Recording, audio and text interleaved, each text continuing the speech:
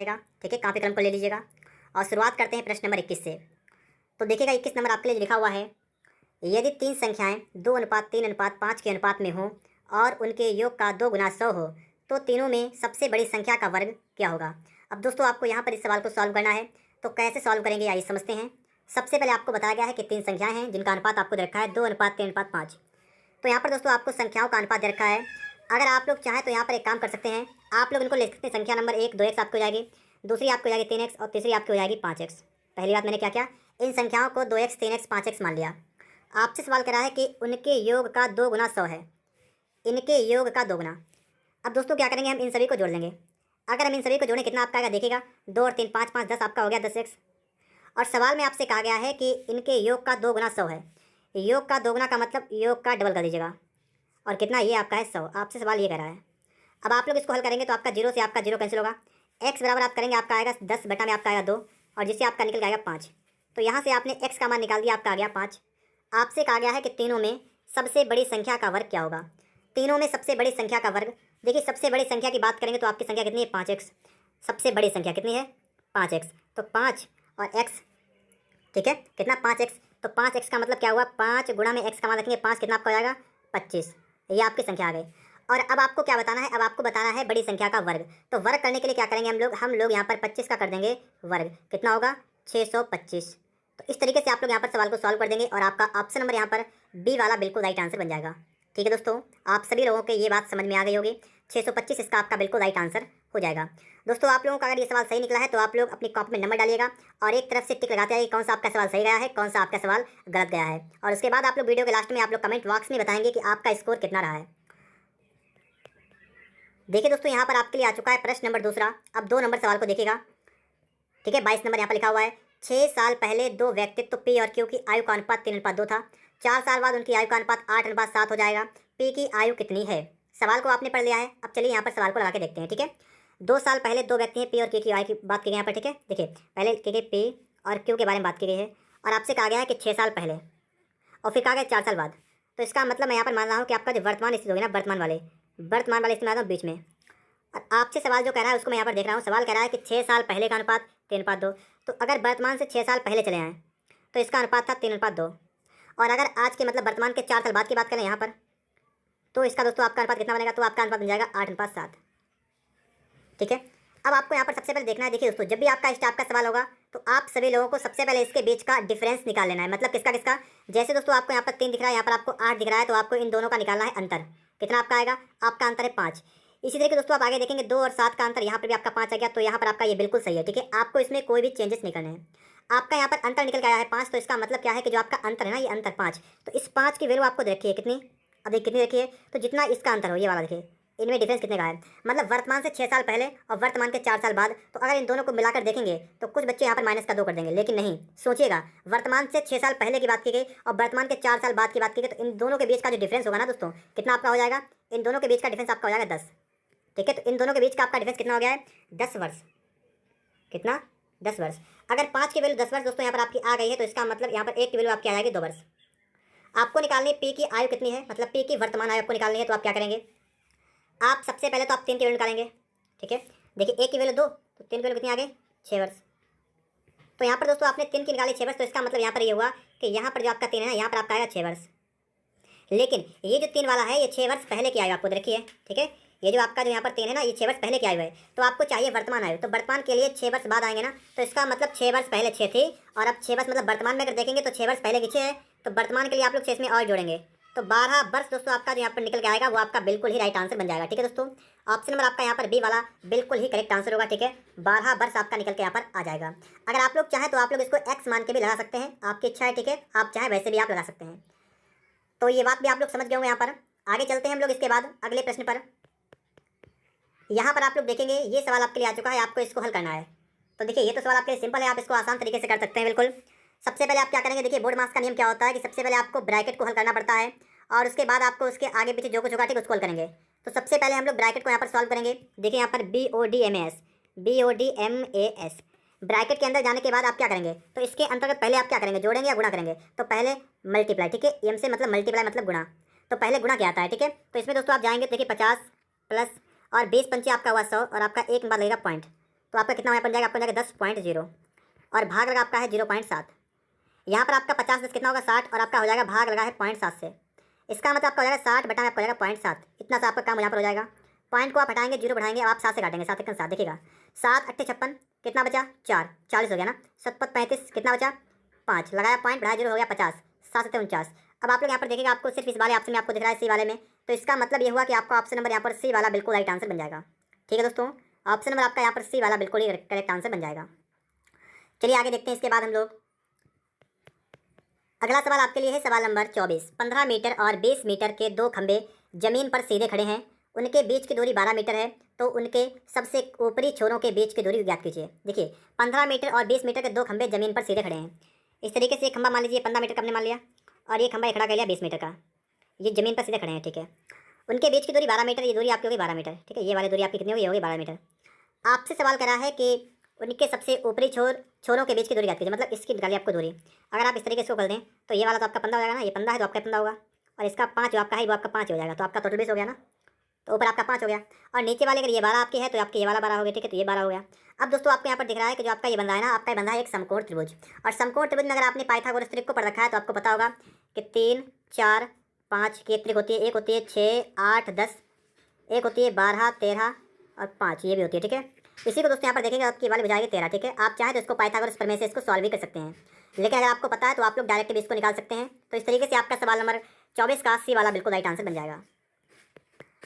यहाँ पर आप लोग देखिएगा सवाल नंबर 25 आपके लिए है एक समभुज त्रिभुज, मतलब समबाहु त्रिभुज की भुजा की लंबाई 6 सेमी है, तो उसका क्षेत्रफल क्या होगा। देखिए भुजा की लंबाई आपको देखिए 6 सेमी है, तो इसका मतलब दोस्तों आपको देखिए भुजा, और भुजा आप कह लेंगे यहाँ पर ए। ठीक है, आपने ए आपको देखिए 6 सेंटीमीटर, और आपको बतानी है इसका क्षेत्रफल। समबाहु त्रिभुज का क्षेत्रफल क्या होता है पता है आपको। देखिएगा समबाहु त्रिभुज के दोस्तों अगर हम क्षेत्रफल की बात करेंगे यहाँ पर, तो इसका एरिया जो होता है ना, इसके लिए आपका सूत्र होता है √3/4 गुणा में आपका होता है भुजा स्क्वायर। ये दोस्तों टोटल आपका होता है सूत्र। अब इस सूत्र से आप लोग इसका मान निकालेंगे। देखिएगा बराबर √3/4 गुणा भुजा स्क्वायर, मतलब क्या यहाँ पर करेंगे 6 का कर देना आपको स्क्वायर, तो 6 का स्क्वायर कर देंगे तो आपका ये वाला जो है बन जाएगा। कितना बनेगा √3/4 गुणा 6 का स्क्वायर कितना 36। इतना कर लेने के बाद 4 से काटेंगे, 4 4 4 36 कितना आपका आएगा 9√3। कितना आपका आएगा यहाँ पर 9√3 और वर्ग सेमी। ठीक है दोस्तों, इस तरीके से आपका यहाँ पर डी वाला बिल्कुल राइट आंसर बनेगा 9√3 वर्ग सेमी। आगे चलते हैं हम लोग इसके बाद सवाल नंबर 26 पर। आप लोग अपनी कॉपी पर नोट करते आए कि आपके कितने सवाल सही हो चुके हैं, कितने आपके सवाल गलत हो चुके हैं। यहाँ पर आप देखिएगा आपको इसको सरल करना है, तो आप लोग क्या करेंगे, सबसे पहले आप लोग ब्रैकेट को सॉल्व करेंगे। ठीक है, ब्रैकेट को सबसे पहले सॉल्व करेंगे, तो इस वाले को सॉल्व करेंगे और इस वाले को भी सॉल्व करेंगे। तो पहले वाले का आपका लास्ट आएगा 35, और देखिए 7 5 35, तो 5 आपका होगा 10। अगर आपको भिन्न आता है तो आप लगा लेंगे, 5 7 35 7 21 आपका यहाँ पर जाएगा।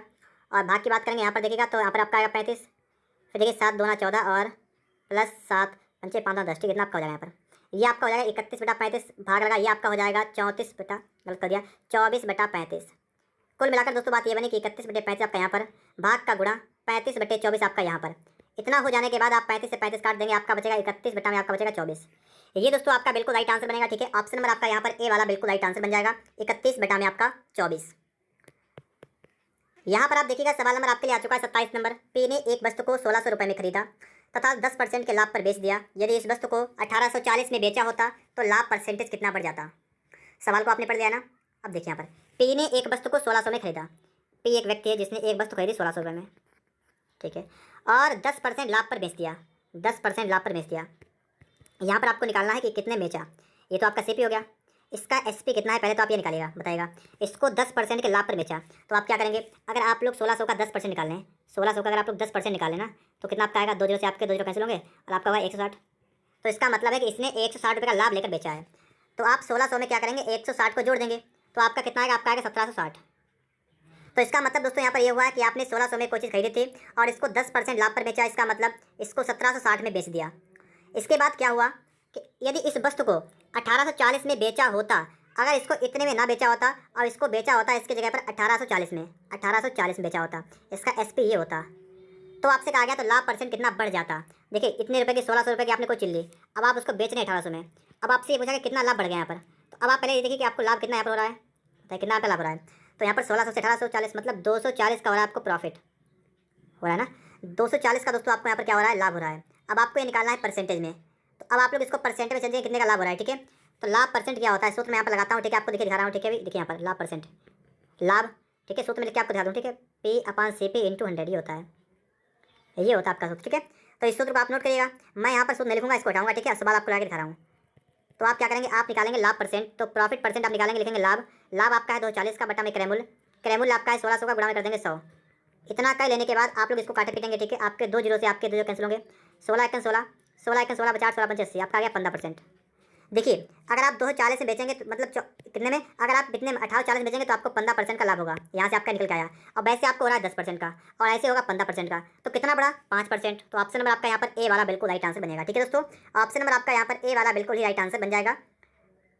आगे देखिए, इसके बाद में हम लोग यहाँ पर देखेंगे प्रश्न नंबर 28। यहाँ पर देखिए बिल्कुल सिंपल सवाल आपके लिए आ चुका है, सिर्फ आपको कैलकुलेशन करना है, गुणा करना है और आपको इसको हल कर देना है। तो इस सवाल को आप लोग स्वयं लगाएंगे। ठीक है, गुणा करेंगे, स्वयं हल करेंगे इसको। यहाँ पर देखिए, ठीक है, ये सवाल अच्छा आपके लिए है। ठीक है, लगाइएगा फटाफट से। अब आप एक काम करेगा, वीडियो को पॉज करेगा और पहले खुद से अपने आप चेक करेगा कि आप इस सवाल को लगा सकते हैं। अगर लगा सकते हैं तो बहुत अच्छी बात है, अगर नहीं लगा सकते हैं तो आप लोग यहाँ पर देखिएगा, मैं आपको बताऊँगा। तो पहले आप लोग एक बार चेक कर लीजिएगा। तो चलिए मैं आपको बताता हूँ यहाँ पर कि ये सवाल कैसे सॉल्व होगा। ठीक है, 12 के प्रथम 20 गुणजों का औसत ज्ञात कीजिए। 20 गुणज हैं और 12 के प्रथम। ठीक है, इसका मतलब दोस्तों क्या होता है, गुणज का मतलब होता है जैसे कि अगर मैं कहूँ 3 का गुणज, तो इसका मतलब 3 का जो आपका टेबल होता है ना, वही उसके 3 के गुणज होते हैं। यहाँ पर 12 के 20 गुणज, तो इसका मतलब 12, फिर 24, फिर 12 3 36, 12 4 48, इस तरीके से आप जाएंगे और 20 बार जाएंगे तो 12 20 मतलब कितना 240 तक आपको जाना पड़ेगा। इतने का दोस्तों आप क्या निकालना पड़ेगा, इतने का आपको निकालना पड़ेगा औसत। इन सबको जोड़कर आपको इसमें 20 से भाग करना पड़ेगा। लेकिन इसके लिए सिंपल तरीका क्या रहने वाला है मैं आपको बताता हूँ। आप क्या करेंगे, आप लोग यहाँ पर 12 लेंगे कॉमन, आपका अंदर क्या बचेगा, देखिए 12 × 12, 12 × 24। ठीक है, इनके बीच में आप लगाइए प्लस का, क्योंकि औसत का मतलब होता है योग बटी संख्या। तो 3 36, इस तरीके से आपको ये पता है कि 20 गुणज हैं। 20 गुणज मतलब क्या है, यहाँ तक आपको 20 तक जाएगा ये। ठीक है, ये आपका 20 तक चला गया यहाँ पर। ये तो आपका योग गया, पदों का योग बटे पदों की संख्या होता है, और संख्या कितनी 20 गुणज हैं, तो बटे में कर देंगे 20। तो इस तरीके से दोस्तों आपका ये जो आपका बना है ना, ये आप क्या बना है, आपका ये बना एवरेज। ठीक है, ये बना आपका एवरेज। ठीक है, बात को समझिए आप लोग यहाँ पर। अब यहाँ पर भी एक प्रॉब्लम आप सभी को आ रही होगी कि 1 से 20 तक की संख्याओं का जोड़ कैसे निकालेंगे। तो उसके लिए आपका तरीका होता है n × n + 1/2, ये होता है आपका तरीका। जितनी संख्या है, हमने कहा 20 तक की संख्या, तो आप n की जगह रख देंगे 20। तो देखिए 20 गुणा 20 21 बटा में कर देंगे 2, 2 1 2, 2 3 20, तो आपका आ गया 210। कितना है 210 आ गया ना आपका योग। तो देखिए यहाँ पर बराबर 12 गुणा इसका आपने योग निकाला, कितना आपका आ गया, आपका आ गया है 210। तो आप कर देंगे 210 बटा में कर देंगे 20। इतना कर लेने के बाद आप लोग क्या करेंगे, 0 से आप 0 कैंसिल करेंगे, 2 से काटेंगे 2 6 12, 21 छंगा कितना होगा 126। तो इस तरीके से आप लोग यहाँ पर समझ सकते हैं कि आपका यहाँ पर ऑप्शन नंबर सी वाला बिल्कुल राइट आंसर बनेगा। ठीक है, थोड़ा सा यहाँ पर सवाल थोड़ा लॉन्ग हो रहा था, मतलब कि आपको हो सकता है ना पता हो कि योग कैसे निकालें। तो ठीक है, अगर आपको ये सभी पता था तो आप लोग सवाल को बहुत आसान तरीके से यहाँ पर लगा सकते थे, आपको कोई भी समस्या भी नहीं हुई होगी अगर आपको पता था तो।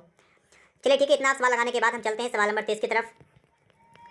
यहाँ पर दोस्तों आप देखेंगे सवाल नंबर 23, इसमें आपसे कह रहा है कि दो संख्याओं का महत्तम समापवर्तक तथा लघुत्तम समापवर्तक 3 और 2730 है। यदि एक संख्या 78 है, दूसरी संख्या ज्ञात कीजिए। देखिए, एक संख्या 78 दूसरी बतानी है, इसके लिए आपका तरीका कौन सा लगेगा, पहले तो आपको ये समझना है। तो चलिए मैं आपको बताऊँ तरीका क्या होता है। एक सूत्र होता है संख्याओं का गुणनफल, क्या होता है, संख्याओं का गुणनफल। ये आपका होता है बराबर LCM × HCF, ये सिर्फ ये होता है। ठीक है, कि संख्याओं का गुणा करेगा बराबर लासा गुणा मासा, बिल्कुल इतना सा सूत्र होता है यहाँ पर। अब आप देखेंगे दोस्तों, यहाँ पर आपको एक संख्या देखिए 78, आपसे कहा गया है कि दूसरी बताइए।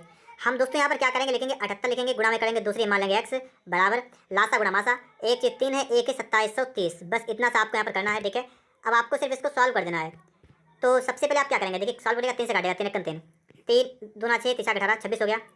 अब आप लोग क्या करेंगे, 13 से काटेंगे, 13 दूना 26, 13 से काटेगा 13 दूना 26 बचाए 0 और 2 से काटेंगे आपका आएगा 105।